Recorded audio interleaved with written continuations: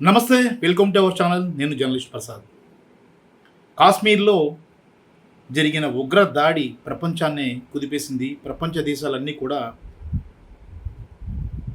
తీవ్ర తీవ్రంగా స్పందించిన పరిస్థితి, దిగ్భ్రాంతిని వ్యక్తం చేసిన పరిస్థితి మనం చూస్తూ ఉన్నాం. ఈ ఉగ్రదాడిలో ఆంధ్రప్రదేశ్ సంబంధించిన ఇద్దరు మృతి చెందారు.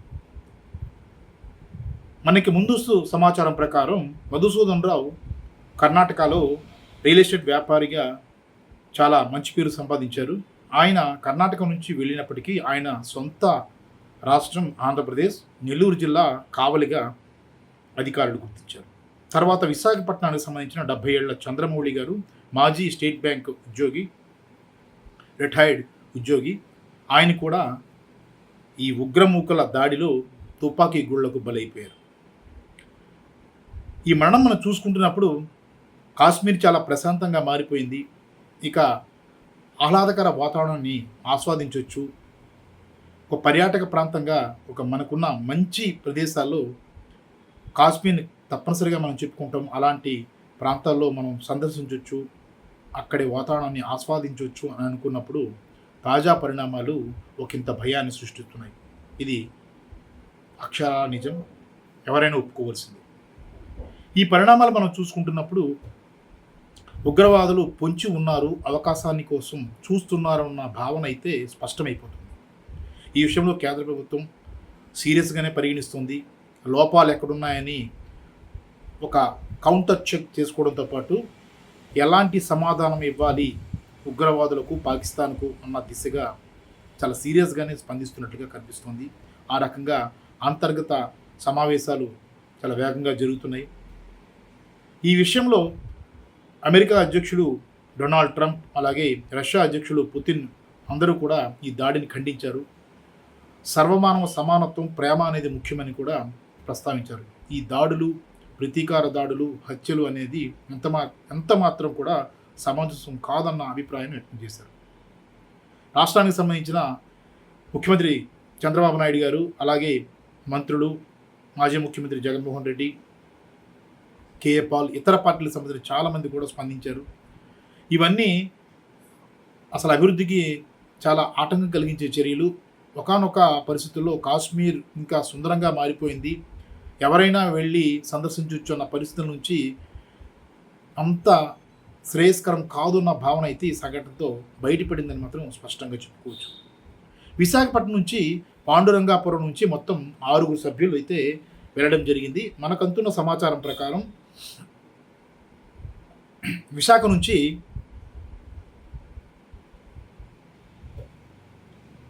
మొత్తం 6 మెంబర్లు వెళ్ళారు. ఒకటి సత్య చంద్రమౌళి గారు, ఇతనే ఈ తుపాకీ కాల్పులకు బలి అయిపోయిన వ్యక్తి, రిటైర్డ్ బ్యాంక్ ఉద్యోగి. ఇతని సతీమణి నాగమణి గారు కాకుండా P Appanna, P Sasikumari, R Sumitradevi, R Seshadri, వీరంతా కూడా కలిసి వెళ్ళడం జరిగింది. అదృష్టం ఏంటంటే ఇందులో 2 పురుషులు ఉన్నారు, అప్పన్న, రెడ్డి, శేషాద్రి. వీరిద్దరు కూడా బ్రతికి బట్టకెట్టారు. ఉగ్రవాదులు కేవలం పురుషుల్ని టార్గెట్ చేశారు. వారి భార్యలు ఎదురుండగానే మిమ్మల్ని ఏం చేయం, వెళ్ళిపోండి, మీ మోడీకి చెప్పుకోండి అంటూ చెప్పినట్లుగా మనకి కథనాలు వస్తున్నాయి, సమాచారం వస్తుంది. మహిళల్ని ఆ మాత్రం కూడా టచ్ చేయని ఉగ్రవాదులు కేవలం పురుషుల్ని టార్గెట్గా చేసుకుని మీరెవరు ఏంటి అని తెలుసుకున్న తర్వాతే, ఐడి చూసిన తర్వాతే తుపాకీ గుళ్ళ వర్షం కురిపించినట్లుగా మనకు అర్థమవుతుంది. అయితే చాలామంది, మొత్తం 50 నుంచి 57 మంది వరకు పర్యాటకులు ఉన్నారని చెప్తున్నారు. చాలామంది ప్రాణాలు అరచేతిలో పట్టుకొని పరుగులు తీసినట్లుగా తెలుస్తుంది. అందులో ఎవరైతే యాక్టివ్గా ఉన్నారో, ఉగ్రవాదులు వచ్చే సమయానికి దగ్గరగా ఉన్న వ్యక్తులు చాలామంది బలయ్యారు.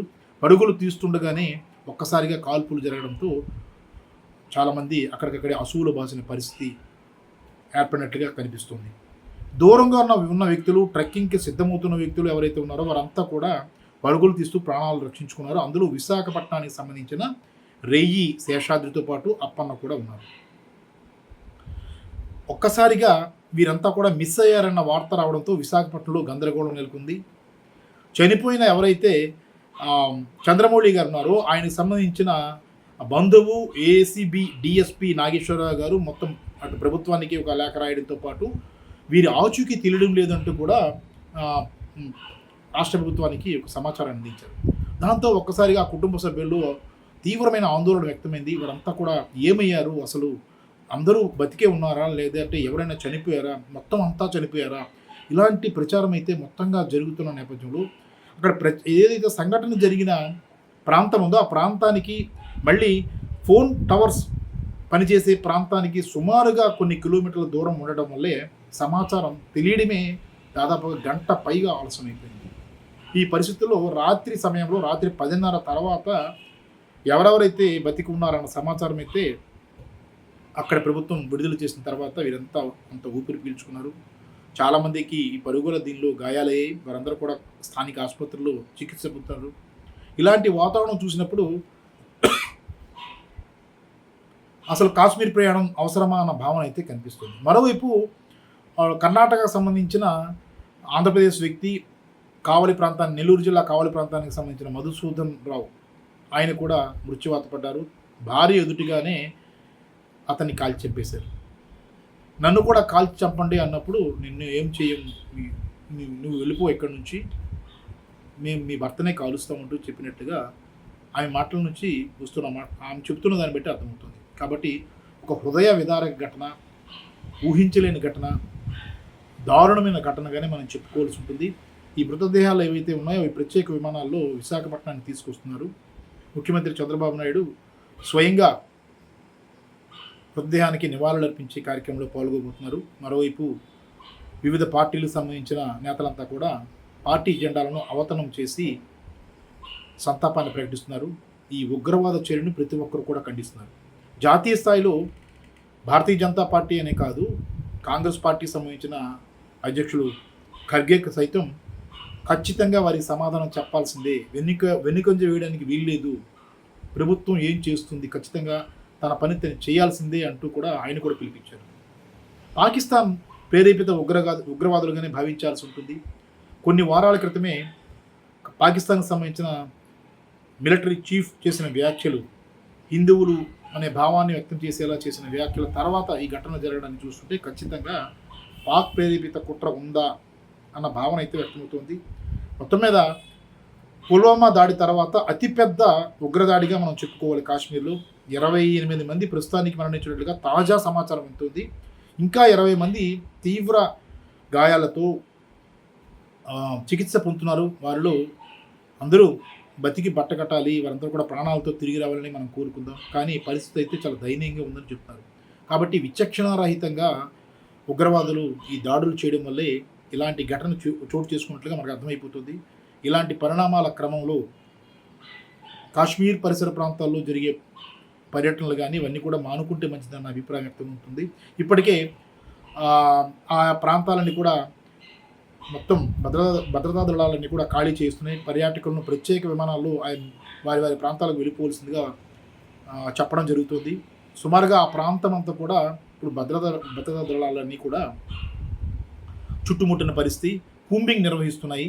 ఈ ఉగ్రవాదులు అడవుల్లోనే, ఏంటంటే లోయ ప్రాంతం కాబట్టి ఆ లోయ ప్రాంతంలో ఎక్కడైనా దాక్కుని ఉంటారా లేదంటే ప్రజల్లో కలిసిపోయారా, ఎందుకంటే వాళ్ళు మిలిటరీ దుస్తులు వేసుకుని వచ్చినట్లుగా చెప్తున్నారు ప్రత్యక్ష సాక్షులు. కాబట్టి వారు అదే దుస్తుల్లో అడవుల్లోకి వెళ్ళి ఆ లోయల్లో కలిసిపోయారా లేదంటే తిరిగి ఏమైనా డ్రెస్ మార్చుకొని జనంలో ఉన్నారా అందుకనే ఆ చుట్టుపక్కల ప్రాంతాల పర్యాటకులందరినీ కూడా ఖాళీ చేసిన తర్వాత పూర్తి స్థాయిలో కూంబింగ్ ఇప్పటికే నిర్వహిస్తున్నారు, మరింత వేగవంతం చేయబోతున్నారు. ఇక కేంద్ర స్థాయిలో ప్రభుత్వం అలర్ట్ అయింది. అంతర్గత సమావేశం హోంశాఖ మంత్రి అమిత్ షా నేతృత్వంలో జరుగుతుంది.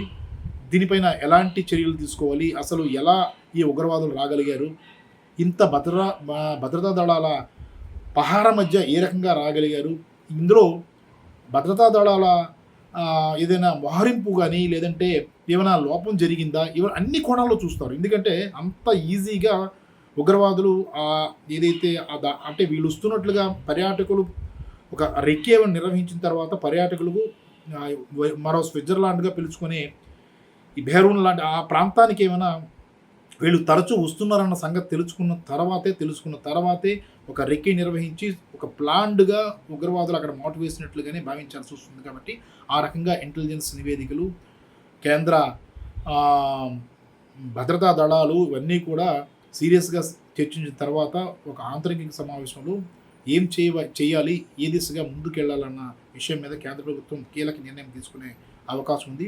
గట్టి సమాధానం చెప్పాలనే డిమాండ్ అయితే భారతదేశంలో అన్ని పార్టీల నుంచి, అన్ని వర్గాల నుంచి వినిపిస్తుందన్నమాట. దీనికి సమాధానం చెప్పాల్సిందే అనే నినాదం అయితే వినిపిస్తుంది. మరి ఆ దిశగా కేంద్ర ప్రభుత్వం ఎలా ముందడుగు వేస్తుంది, అలాగే కాశ్మీర్‌లో మామూలు పరిస్థితులు తీసుకురావడానికి ఎలాంటి కృషి చేస్తుందనేది కూడా చూడాలి.